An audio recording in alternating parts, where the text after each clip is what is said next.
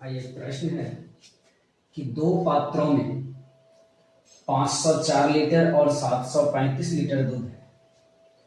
पात्र की महत्तम धारिता क्या होगी जो दोनों पात्रों के दूध को पूर्ण रूप से माप सके।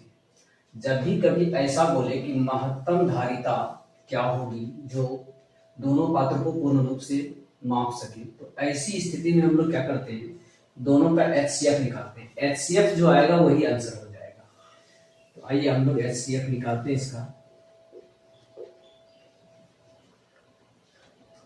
तो 504 और 735 है, तो जो बड़ा है तो क्या करना है कि भाग एल्गोरिथम में a बराबर बी क्यू प्लस आर होता है, तो इसका मतलब बड़ा में छोटा से बड़ा में भाग दीजिए। ये रफ करना है आपको, ये आपको रफ कर लेना है।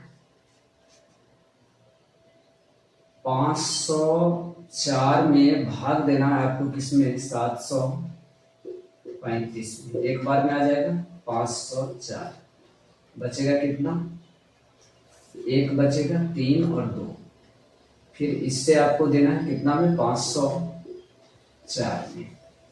फिर एक ही बार में आएगा 231, कितना हो जाएगा, 3 हो जाएगा। और यहाँ पर 10 में से 3 घटेगा 7, 4 में से 2 घटेगा 2। अच्छा, इसका मतलब 2 बार में लग जाएगा। यहाँ पे आप 2 बार में लीजिए, 2 एक का 2, 2 3 6, 2 2 बार में लगा, ठीक है। घटाइए, 4 में से 2 घटेगा 2, 10 में से 6 घटेगा 4, और हो गया। अब आपको कितना में देना है, फिर 231 में कितना बार में आएगा, 5 बार में, 5 में 10, 5 और 20 की 6 बार में कितना होगा, 6 दूनी 12, 6 से ज्यादा हो तो 5 बार में, 5 में 10, 5 और 20 और 1 21 बचेगा, 1 2 21 और 21 से दीजिए 42 में, 21 दूनी 42। आगे इसका मतलब 21 आ जाएगा। अब आपको लिख लेना है कैसे, भाग एल्गोरिथम के अनुसार से। 500 कितना, 735 में दिए थे, 735 बराबर क्या हो जाएगा, 504 गुना 1 प्लस शेष जो बच गया था, कितना बचा था, 231। इसके बाद फिर आप 504 में दिए थे कितना, 231 गुना 2, 231 गुना 2 प्लस शेष आपका कितना बचा था, 42।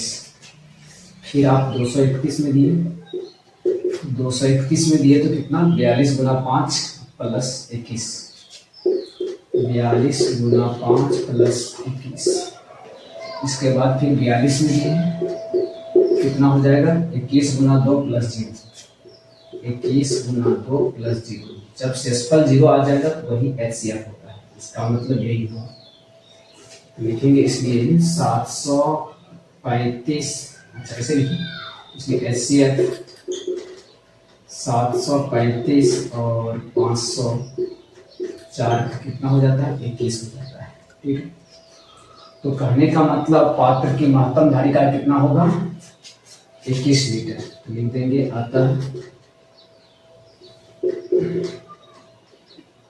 पात्र की महत्तम धारिता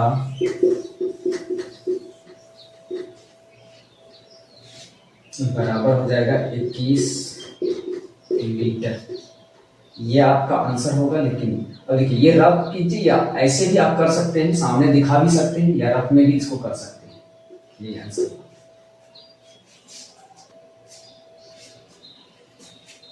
एक और इम्पोर्टेंट क्वेश्चन है, त्रिभुज OAB में कोण AOB 90 डिग्री है तथा OA का मान A है, OB का मान B है, AB का मान C है और O से OP लंब यानी लंब का लंबाई है P, AB पर डाला गया है। तो सिद्ध कर रहा है 1/p² equal to 1/a² plus 1/b²। एक त्रिभुज बना लेते हैं ओ ए बी।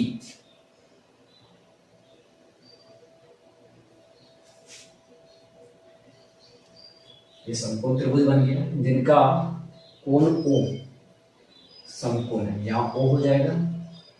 ए ओ बी, ए ओ बी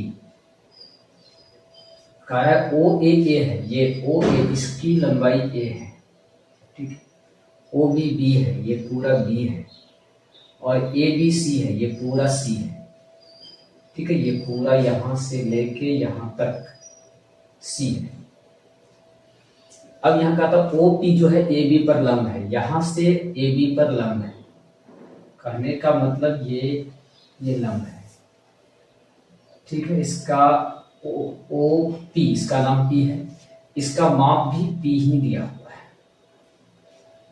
अब यहां पर हम लोगों को सिद्ध करना है ए पी स्क्वायर बराबर 1/a स्क्वायर बराबर प्लस 1/b स्क्वायर। अब यहां पर इस त्रिभुज को देखिए तो हम लोग क्या देखते हैं, ध्यान देने की चीज ये है कि एक समकोण त्रिभुज है, तो ये आपका क्या हो सकता है, आधार हो सकता है, और ये आपका ऊंचाई हो सकता है, और अगर उधर से देखिए तो ये भी आधार हो सकता है, ये ऊंचाई हो सकता है, क्योंकि जिस पर लंब डालता है वो आधार भी होता है। तो इसका मतलब ये होता है कि इस त्रिभुज का क्षेत्रफल हम लोग दो तरीके से निकाल सकते हैं। एक तो आधार इसको मान के, ऊंचाई इसको मान के क्षेत्रफल निकाल देंगे।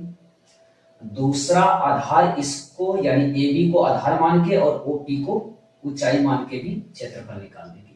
तो एक ही त्रिभुज का क्षेत्रफल है तो वो दोनों बराबर होगा, तो पहले यही काम करना है, ठीक है। तो चलिए त्रिभुज, एरिया ऑफ त्रिभुज ए ओ बी, यानी त्रिभुज ए ओ बी का क्षेत्रफल क्या हो जाएगा, 1/2 गुना आधार आप ओ बी को मान लीजिए, ओ बी गुना ऊंचाई ओ ए को मान लीजिए, तो क्या हो जाता है 1/2 ओ ए का, ओ बी का मान है आपके पास बी, ओ ए का मान है आपके पास ए।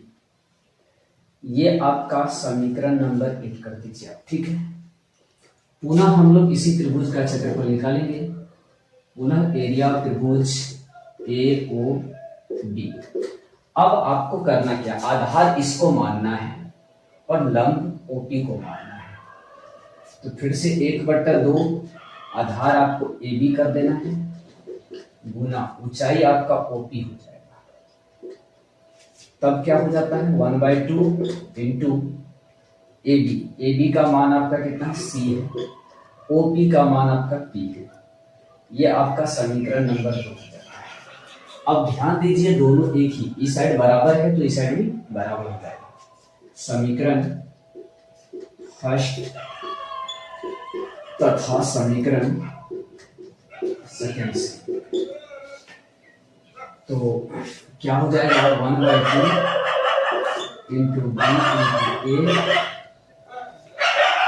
1/2 इंटू सी इंटू पी।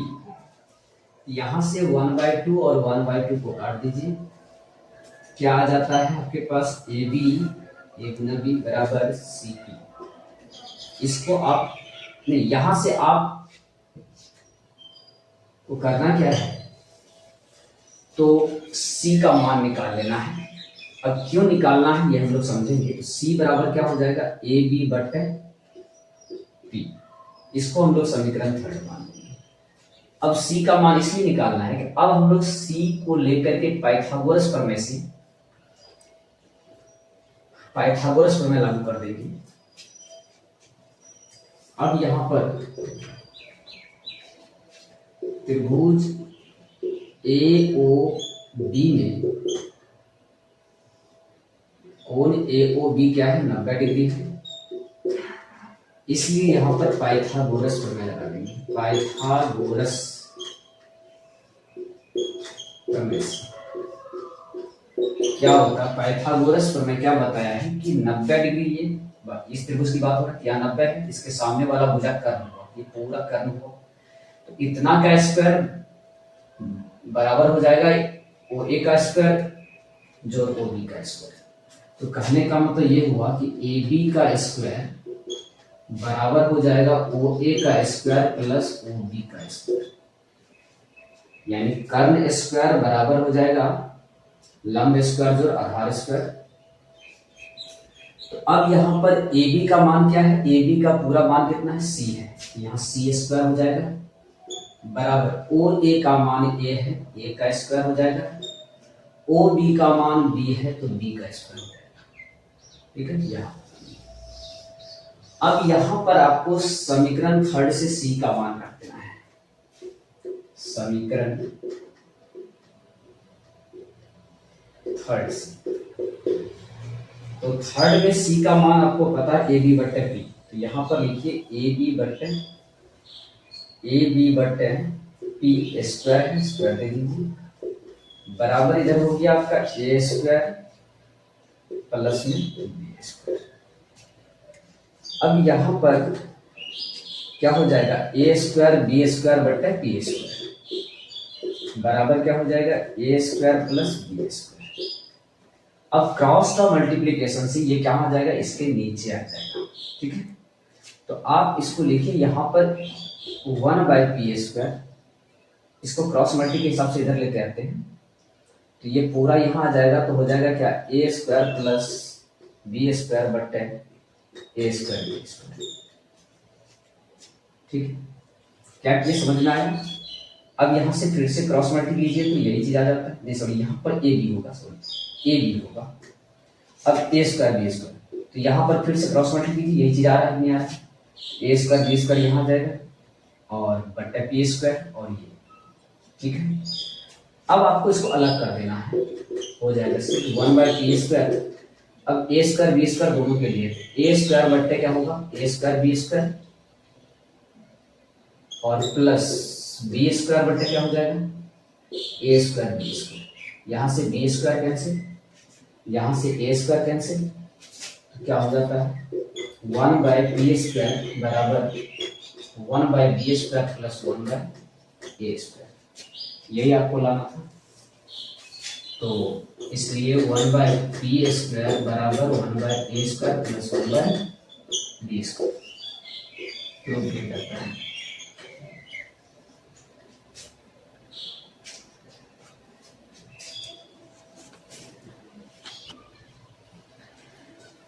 आइए प्रश्न कर रहा है कि सिद्ध करें बिंदुओं 3, 3 A0 और 0B संरेखी है यदि इतना, यानी संरेखी है ये तीनों बिंदु, तो ये सिद्ध करना है। ठीक है, तो देखिए 3 बिंदु संरेखी है तो इनका सूत्र हो जाता है। तो सबसे पहले 3 बिंदु संरेखी है तो इसके लिए हम लोग क्या करते हैं, इसको x1 y1 मानते हैं, इसको x2 y2, इसको x3 मानते हैं। तो माना x1 आपका 3 हो जाएगा, y1 आपका 3 हो जाएगा, x2 भी आपका x2 a हो जाएगा, y2 कितना हो जाएगा 0, x3 आपका हो जाएगा 0, y3 हो जाएगा b। क्योंकि तीनों बिंदु क्या है संरेखी, तीनों बिंदुएं संरेखी है, इसलिए 1/2 x1 into y2 minus y3 plus x2 into y3 minus y1 plus x3 into y1 minus y2 बराबर 0। जब भी 3 बिंदु संरेखी होता है तो 3 बिंदु से जो त्रिभुज बनता है उसका क्षेत्रफल 0 हो जाता है। ठीक है, तो 1/2 का 0 से भाग हो जाता है, तो 1/2 लिखने की जरूरत नहीं होता है। तो x1 इंटू क्या हो जाएगा y2 minus y3 plus x2 into y3 minus y1 plus x3 into y1 minus y2 बराबर 0।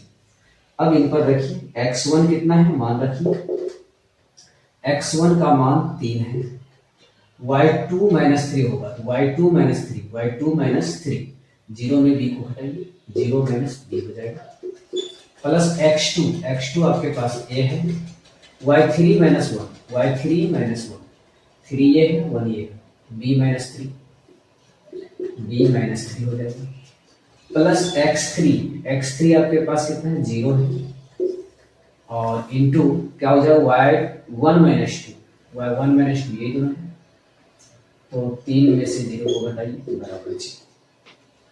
अब इसको आप गुना कीजिएगा, तो थ्री इंटू क्या हो जाएगा, घटाइएगा तो माइनस बी हो जाएगा, यहाँ पर गुना कीजिएगा ए बी होगा, माइनस थ्री ए हो जाएगा, प्लस जीरो से गुना कीजिएगा तो पूरा जीरो हो जाएगा।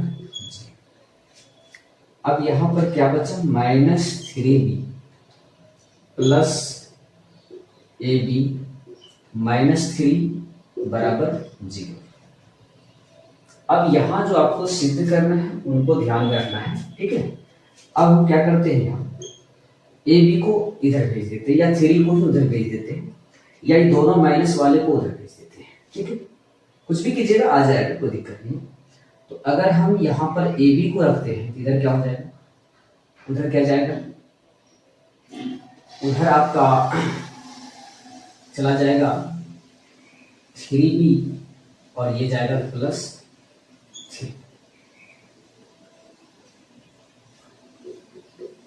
अब यहां पर अगर हम लोग थ्री कॉमन ले लेते हैं तो क्या हो जाएगा, ए बी बराबर थ्री कॉमन लेंगे, क्या बचेगा यहाँ पे, बी प्लस वन बचेगा, यही बचता है। अब ये थ्री यहां आ सकता है, तो थ्री यहां आ जाएगा, तो क्या आ जाएगा, क्या हो जाएगा, यहां आ जाएंगे, तो ए बी बटा थ्री हो जाएगा, बराबर कितना हो जाएगा, बी प्लस। अब यहां पर आप ए बी से, अगर ए बी से भाग दे देते हैं दोनों पक्षों में, तो क्या होता है, दे दीजिए, ए बी बटे थ्री इंटू ए बी बराबर क्या हो जाएगा, बी बटे ए बी प्लस वन बटे ए बी। तो यहां से ए बी कैंसिल हो जाता है, यहां से बी कैंसिल हो जाता है, यहाँ पर कैंसिल नहीं होता है, वन बाय थ्री बराबर क्या हुआ, one by A plus one by A. लगता है कुछ मिस हुआ है, एक बार इसको चेक कीजिए। x1 थ्री थ्री है, x1 y1, ए जीरो है, जीरो बी है, ठीक है। x1 y2 थ्री, सही है, x1 थ्री है, और two three zero minus B, ठीक है। x2 भी ठीक है, b माइनस थ्री ये भी सही है, और यहाँ पर जीरो, ठीक है, थ्री माइनस जीरो, ठीक है। यहाँ पर हम लोग जीरो में से थ्री घटाए, माइनस बी घटाए तो minus B, three into minus B, ठीक है। यहाँ पर ए गुना बी ए बी, थ्री गुना ए माइनस थ्री ए, अच्छा, यहाँ पर थ्री ए था, ठीक है, यहाँ पर थ्री ए था, हम थ्री ले लिए थे। अब यहाँ पर थ्री ए है, इसका मतलब यहाँ पर ए बचेगा, ठीक है, यहाँ ठीक है। अब यहाँ पर देखिए तो बटा थ्री, ठीक है, यहाँ पर आपका ए बचता है, हो जाता है, यहाँ ए आ गया। अब यहाँ से ए और ए कैंसिल हो जाता है, क्या बचता है, यही हम लोगों को लाना था, one by A plus one by B बराबर वन बाय थ्री।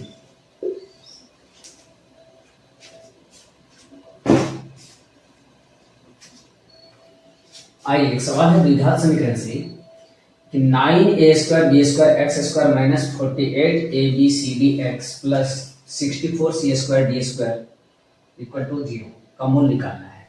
तो ये लग रहा है कि बहुत बड़ा सवाल है, थोड़ा सा क्या करना है, आपको सोचना है। अब इसको आप सोचिए कि अगर हम यहाँ देखिए A B C D X, A B X है, यहाँ पे सी डी एक्स है, यहाँ पे सब है, A B C D x.